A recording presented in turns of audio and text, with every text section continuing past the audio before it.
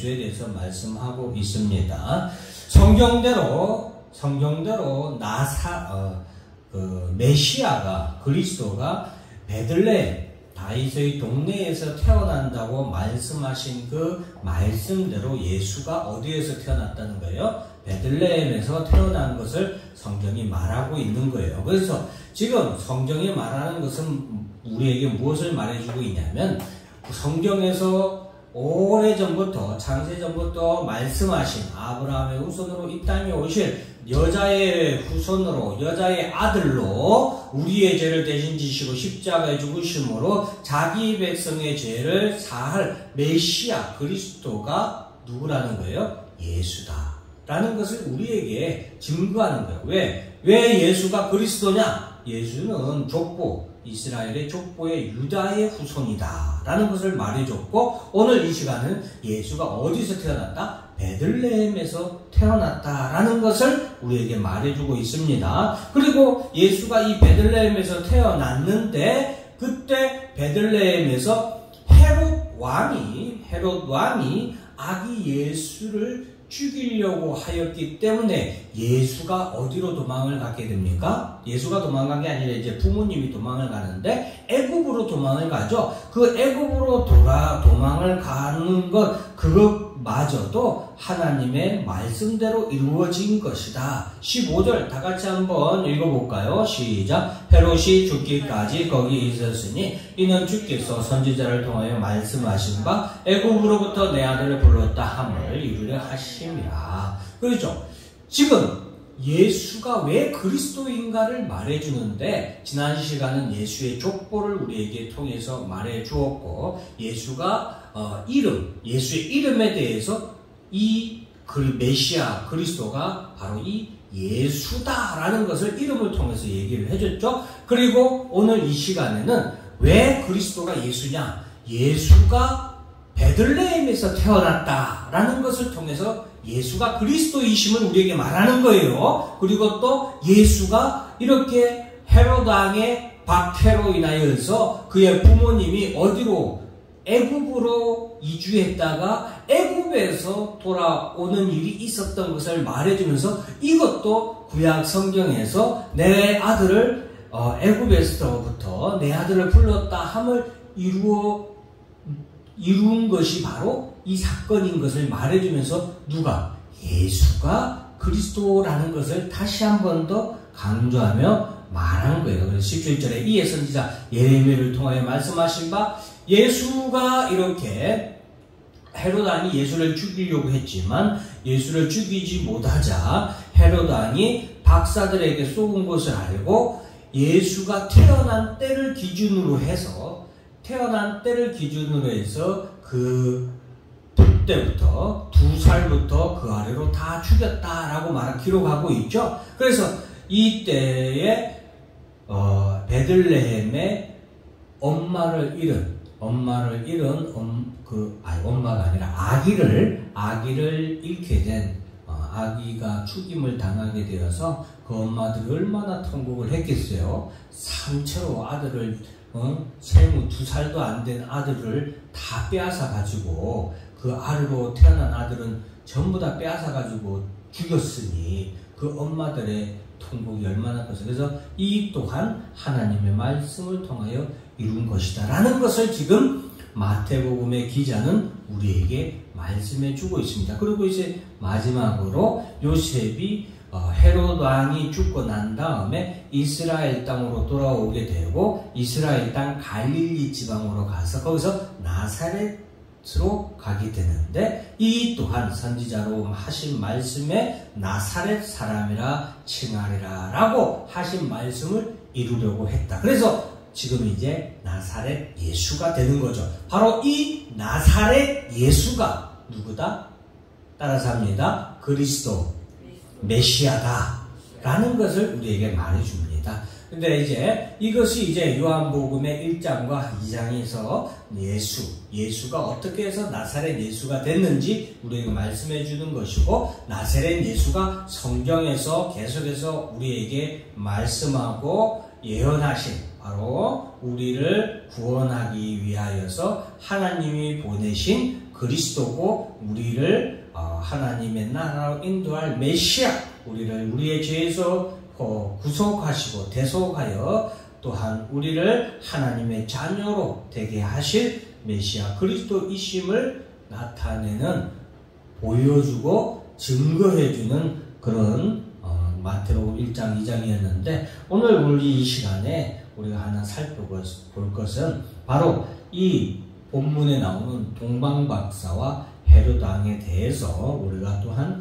살펴볼 필요가 있습니다. 자, 헤롯이 박사들을 불러서 별이 나타난 때를 자세히 묻고 자신도 가서 그에게 경배할 수 있도록 해달라라고 말하고 박사에게 부탁을 하죠. 그때에 박사들이 왕의 말을 듣고 동방에서 동방에서 보던 그 별이 문득 앞서 인도하여 가다가 아기들이 있는 곳에 머물러 서게 되죠.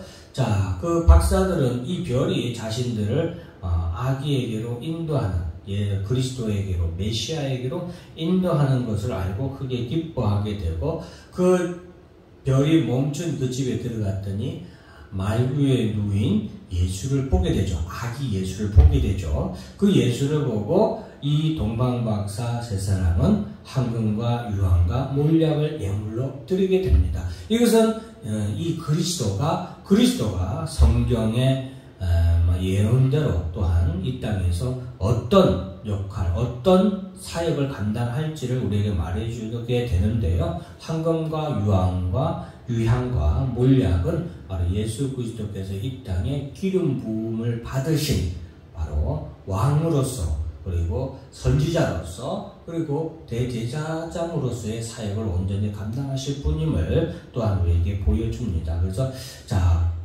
여기서 우리가 주목할 것은 바로 예수의 탄생을 통하여서 두 가지의 부류의 사람으로 우리가 나누어지게 반응하고 있는 모습을 우리가 주의 있게 봐야 됩니다.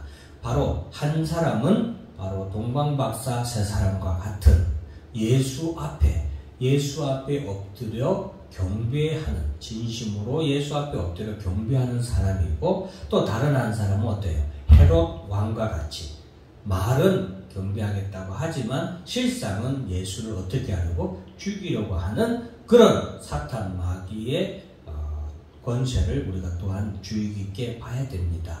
오늘 본문에서도 나오지만 이 헤롯 왕이 예수를 갖다가 죽이려고 작정을 했다 이 말이죠. 죽이려고 작정을 했는데 하나님의 사자가 이 동방박사들에게 헤롯 왕에게로 돌아가지 마라 라고 해서 헤롯 왕에게로 돌아가지 아니하여서 이 헤롯 왕이 아기 예수를 갖다가 찾아가서 직접 죽이려고 했지만 죽이지 못하게 되자 누가 아기 예수로 태어난지 알 수 없으니까 베들레헴에 있는 아기들을 다 어떻게 한 거예요? 죽여버린 거죠. 여러분, 우리는 성경을 통하여서 성경이 기본적으로 우리에게 각 성경, 즉 여기서 말하는 각 성경에 나온 창세기가 있고 출애굽기가 있고 또 레위기, 민수기, 신명기, 여호수아가 있고 구약 성경이 있고 마태복음, 마가복음 있잖아요. 근데 우리가 하나 기억해야 될 것은 이 각 성경마다 창세기가 전하고자 하는 말씀이 있어요. 주제가 있어요. 창세기는 뭐예요? 창세기는 천지를 창조하신 분이 누구라는 거예요? 하나님이신 것을 우리에게 전하는 거고, 이 세계의 역사의 시작, 모든 역사의 시작이 어디래요? 하나님이고, 그리고 사람의 기원도 어디다? 하나님이고, 사람이 또한 죽게 된 것도 뭐예요? 원죄, 죄에 대한 기원도 창세기에 기록되어 있잖아요. 그래서 이 기원에 대한 것을 말해주는 게 뭐예요? 창세기예요. 복음서도 다 마찬가지예요. 마태복음, 마가복음, 누가복음, 요한복음이 있는데 이 마태, 마가, 누가, 요한복음이 전하는 것은 결론적으로는 딱 한 가지죠. 그것은 뭐예요? 그리스도가 누구라는 거? 예수라는 것을 증거하는 건 똑같아요. 그런데 그 복음서마다 예수가 어떤 분인가를 전하는 것은 다 다른 부분에서 전하고 있어요. 마태복음에서 전하는 예수와 마가, 누가, 요한복음에서 전하는 예수는 똑같은 예수지만 우리가 그림을 그릴 때 앞에서 정면에서 그리는 그림하고 옆에서 그리는 그림하고 뒤에서 그리는 그림하고 다 다르잖아요.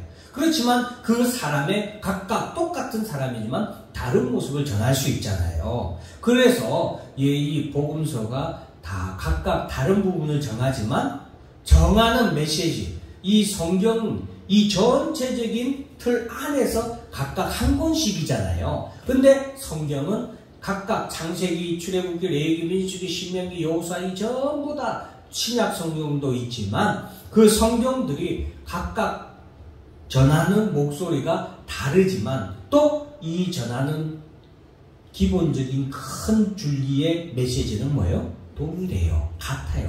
그것을 우리가 공부하는 것이 주일 오후 예배 때고 제가 그것을 하나님의 구속의 역사라고 말하는 거예요. 그러니까 이 성경의 창세기부터 요한계시록까지 각각 전하는 말씀은 다 다르게 우리에게 전하지만 기본적으로 창세기부터 요한계시록까지 하나 줄기차게 계속해서 우리에게 전하는 내용은 뭐예요? 하나님의 구속의 역사를 우리에게 전하고 있다는 거죠. 그리고 그 구속의 역사의 주인공은 누구예요? 예수 그리스도죠. 하나님의 구속의 역사의 핵심, 그 구속의 역사를 완전히 이루시는 분이 누구예요? 예수 그리스도이다는 것을 우리가 말하는 것이고, 자, 그런 예수 그리스도인데 이 구속의 역사 가운데서 우리가 또 하나 우리가 계속해서 보아왔던 것은 무엇이냐면 하나님의 구속의 역사에서 적 그리스도, 하나님을 대항하는 하나님의 구속의 역사가 이 땅에 이루어지는 것을 최대한 막으려고 발버둥 치는 놈이 있더라. 그 놈이 누구다? 사탄 마귀다. 사탄 마귀는 예수가 이 땅에 오는 것을 알았기 때문에 하나님의 아들 그리스도가 이 땅에 오는 것을 알았고 그것을 통하여서 인간을 죄와 사망의 권세로부터 구속하려고 하는 것을 알았죠. 죄와 사망의 권세는 사탄이 가지고 있는 가장 큰 권세다 이 말이죠. 그런데 그 권세를 완전히 깨부수고 자신들에게 있어서 종로로 다는 사람들을 누가 구원해 가는 거예요? 예수님이 구원해 가는 거야. 그것을 두 눈 벌겋게 뜨고 지켜볼 수 있어요, 없어요? 볼 수 없죠. 그래서 이스라엘 백성들이 광야에 가서 하나님 앞에 예배드리는 꼴을 누가 못 봤어요? 애굽의 바로왕이 못 보고 쫓아가서 죽이려고 했잖아요. 그와 마찬가지로 사탄 마귀도 하나님께서 택하신 백성들을 구속하는 꼴을 볼 수가 없죠. 그러다 보니까 그가 역사 가운데서 이 예수 그리스도가 이 땅에 오는 것을 막기 위하여서 때로는 사람을 죽이는, 가인이 아벨을 죽임과 같이 죽이는, 또는 오늘 본문에 나오는 헤롯 왕과 같이 아기들, 예수라고 추정되는 아기들을 다 죽이려고 했던 것처럼 예수의 후손이 이 땅에 오는 것을 막으려고 구약에서도 계속해서 방해를 했었죠. 그리고 오늘 신약에 와서도 결국에는 예수께서 이 땅에 오셨은 그때에도 바로 예수 그리스도를 죽이려고 베들레헴에 있는 2살 아래로 난 아이들을 다 죽이는 그런 만행을 저지르는데 사탄 마귀는 이런 만행을 서슴없이 저지른다는 사실을 또한 우리는 알아야 되겠습니다. 그래서 여러분, 예수 그리스도가 이 땅에 재림하시는 그날까지 사탄 마귀는 계속해서 교회와 성도들을 핍박하고 예수 그리스도가 이 땅에 오지 못하도록 그가 최대한 발버둥을 칩니다. 그런데 그 가운데 예수는 이 땅에 오셨죠. 그 오신 것을 사탄 마귀가 아무리 방해해도 막을 수 없었던 것처럼 하나님이 약속하신 말씀은 반드시 이루어지는 것처럼 예수 그리스도께서 이 땅에 다시 오는 것을 사탄 마귀는 결코 막을 수가 없습니다. 사탄 마귀 본인도 그것을 아마 너무나도 잘 알고 있습니다. 그래서 그는 마지막 마지막으로 예수가 이 땅에 왔을 때 예수와 최후의 전쟁을 벌이려고 오늘도 자기의 세력을 모으는 거예요. 그래서 오늘 우리가 구속사의 역사 면에서 이렇게 예수 앞에 엎드려 경배하는 사람이 있는가 반면에 예수와 대적하는 사람이 있다. 즉 예수와 하나가 되고자 하는, 예수와 함께 하나의